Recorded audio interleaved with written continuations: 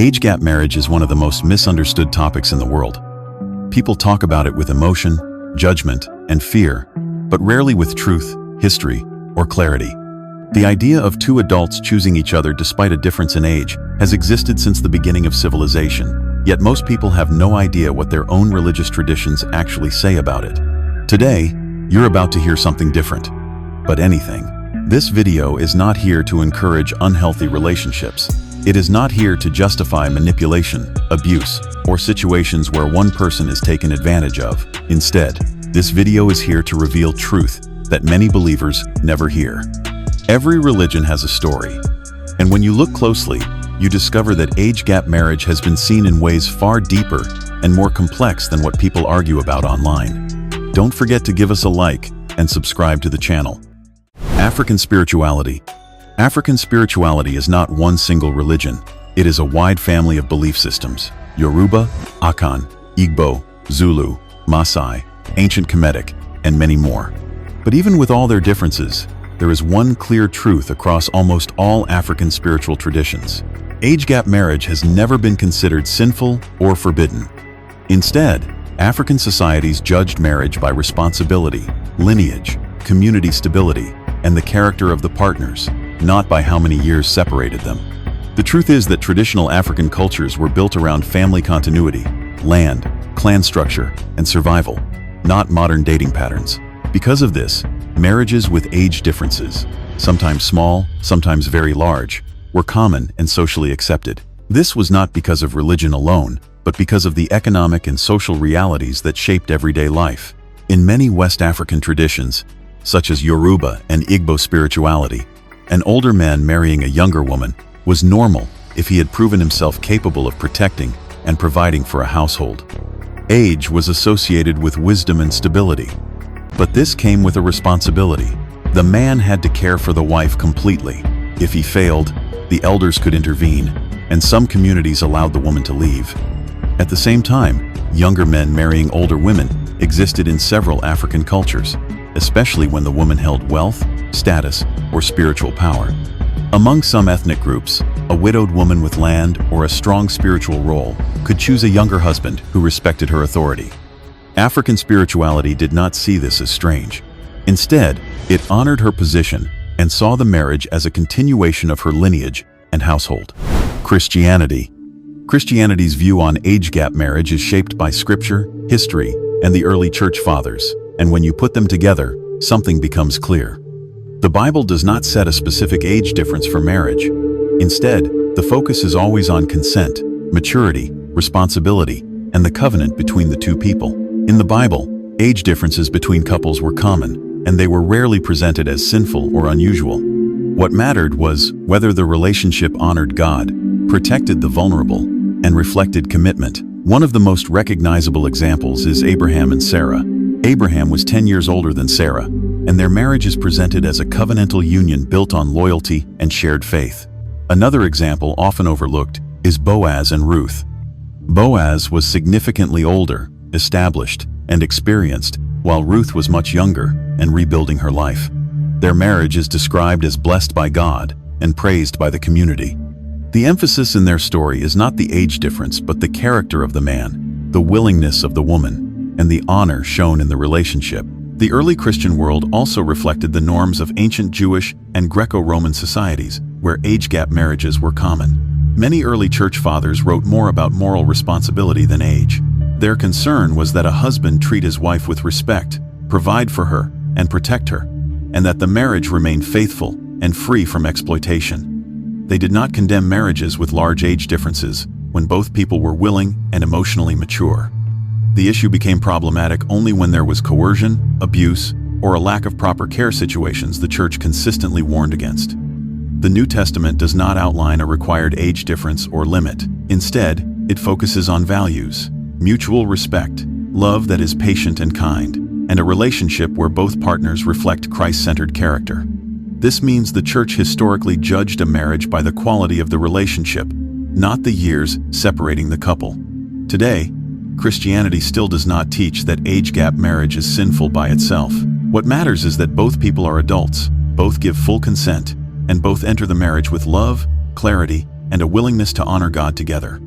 The Bible's pattern shows that the heart behind the marriage is more important than the number of years between the two partners. Islamic teachings on age gap marriage come from the Quran, the Hadith, and the lived practices of the early Muslim community. When you examine these sources without filters, you find a very blunt reality. Islam does not forbid age gap marriage, encourages marriage between consenting adults, but also contains historical cases that modern people debate heavily because of cultural shifts and sensitivity around age and maturity.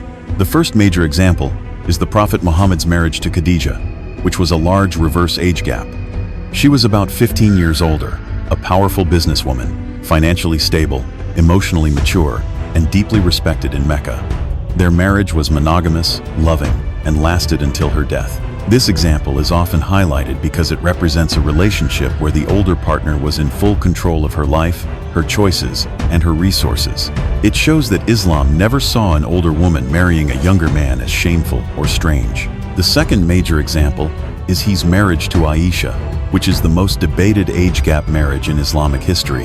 The Hadith collections report that she was so young at the time the marriage was completed. This age has sparked debate among Muslim and non-Muslim scholars for centuries. Some traditional scholars defend it by saying that it was normal for that era and region. Early Islamic society operated within norms that were common across the Middle East and the ancient world, norms that would be unacceptable today. Islam did not create those norms, but it did not abolish them either. Instead, it placed rules on consent, guardianship, emotional responsibility, and financial care. In that world, marriages with large age gaps, both older woman with younger man and older man with younger woman, are common. A man widowed with children often remarried younger women for household stability. Wealthy, established men were seen as more capable of caring for younger wives. Older women sometimes married younger men who admired their leadership or sought their support. These patterns existed in tribal Arab culture, and Islam did not restrict them with a specific age gap limit. In the modern Muslim world, some Muslims hold tightly to ancient norms, while others reject them entirely, arguing that modern psychology and child development research should inform Islamic ethics today. The clearest conclusion is this: Islam does not forbid age gap marriage. It allows it, and its earliest records include marriages with large age differences. Judaism. Judaism's teachings on age gap marriage come from the Torah, the Talmud, and thousands of years of Jewish cultural history. When you strip away the modern sensitivities and go straight to what the texts say and how ancient Jewish communities lived, you discover that Judaism never set a limit on age differences between spouses, and for most of Jewish history, age gaps were normal, expected, and sometimes strategically encouraged. The Talmud speaks about marriage frequently, and while it emphasizes the importance of maturity, it never bans large age differences. What the Talmud does criticize is a man who marries someone he cannot emotionally connect with, someone he cannot financially support, or someone he marries for the wrong intentions. These issues are viewed as more dangerous than age gaps themselves. Rabbis were far more concerned with the ethical and emotional quality of marriage. A historical fact is that many older Jewish men married younger women in ancient times. This was partly because men were expected to establish themselves financially before marrying, while women were expected to begin family life earlier. Another equally important truth is that Judaism also has examples of younger men marrying older women, though these cases were less common. The Talmud poses discussion questions where rabbis openly say that a man can marry a woman much older than him if he desires her, and they both accept the marriage. The focus again is on consent and intention, not age alignment. A forced marriage is invalid. Even in ancient times, a Jewish woman had the right to refuse a match, and her verbal agreement mattered. This means that while age gap marriages occurred, they still had to include consent, something Judaism takes seriously even in its oldest writings. Hinduism. Hinduism is one of the oldest religions on earth, and when you study its scriptures, traditions, and cultural history without filters, you discover that Hinduism has never taught a fixed age difference for marriage.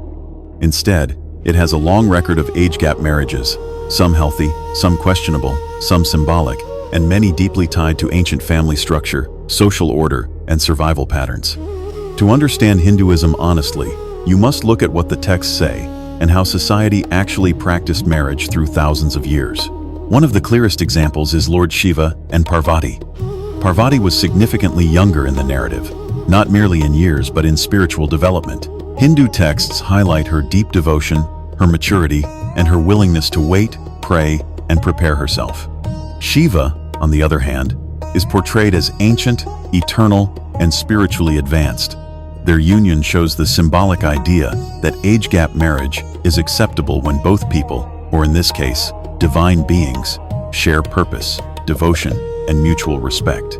Another example is Lord Krishna and Rukmini. Rukmini was younger than Krishna, and their marriage is considered ideal, rooted in choice, bravery, mutual love, and divine purpose. Krishna also married older women later in life, and the scriptures do not condemn or question these arrangements. This shows that Hindu tradition did not restrict age differences. It focused on emotional balance and spiritual alignment. Hinduism historically accepted age gap marriages without labeling them sinful or improper. The number of years between a couple matters far less in Hinduism than the purpose, harmony, and respect within the marriage. Buddhism. Buddhism is different from many religions because it does not treat marriage as a sacred command from a god. Marriage is a social contract, not a spiritual requirement. Because of this, Buddhism does not set rules about age differences, and it does not forbid age gap marriage. Instead, it focuses entirely on whether the relationship reduces suffering, promotes emotional balance, and supports moral living. The truth is that the Buddha never taught specific marriage laws. What he taught was human behavior. He told people to avoid relationships that cause harm, exploitation, manipulation, or emotional instability. This means age gap marriage is acceptable only if both partners are adults, both willingly choose the relationship, and neither person is being used or pressured. Ancient Buddhist societies, especially in India, Sri Lanka, Thailand, and Tibet, regularly practiced marriages with large age differences. Sometimes older men married younger women because of social structure or financial roles. Sometimes younger men married older women who were widows, leaders, or providers. None of these were condemned by Buddhist monks or texts, because Buddhism looks at intention, karma, and emotional impact, not age numbers. The only consistent teaching is this: a marriage that creates peace, respect, and emotional stability is good. A marriage that causes suffering is not, no matter the age gap. Sikhism. Sikhism is one of the simplest and clearest religions when it comes to marriage, because it does not obsess over numbers, age charts, or social expectations. The Sikh faith teaches that marriage is a spiritual partnership, a joining of two souls who walk toward God together. Because of this, Sikhism has no rule that forbids or discourages age gap marriage. The Sikh gurus cared about equality, consent, responsibility, and love, not age difference. If two adults choose each other freely, respect each other deeply, and commit to building a righteous home, the Sikh faith considers the marriage valid. The only clear warning Sikhism gives is against relationships built on greed, control, pressure, or selfish intentions. Any marriage, whether the couple is the same age or decades apart, is considered unhealthy if it brings ego, dominance, or emotional harm. Sikhism measures a marriage by the balance of the heart, not the birth year. After examining Christianity, Islam, Judaism, Hinduism, Buddhism, African spirituality, and Sikhism, one truth becomes undeniable. Age gap marriage is not inherently wrong in any of these major spiritual systems. Across time, across continents, and across traditions, what matters is consent, maturity, responsibility, respect, and the well-being of both partners. So if you are watching this and wrestling with societal pressure or fear about age differences in your own relationships, understand this: your faith tradition may already have a record of supporting unions like yours, as long as the marriage is healthy, consensual, and built on mutual respect. The key lesson across all these systems is simple: relationships thrive on intention and integrity, not on the calendar. In the end, age gap marriage is not about numbers. It's about values, character, and the courage to build a life together with honor, care, and commitment. That is what every religion, every ancestor, and every spiritual teacher has truly recognized all along.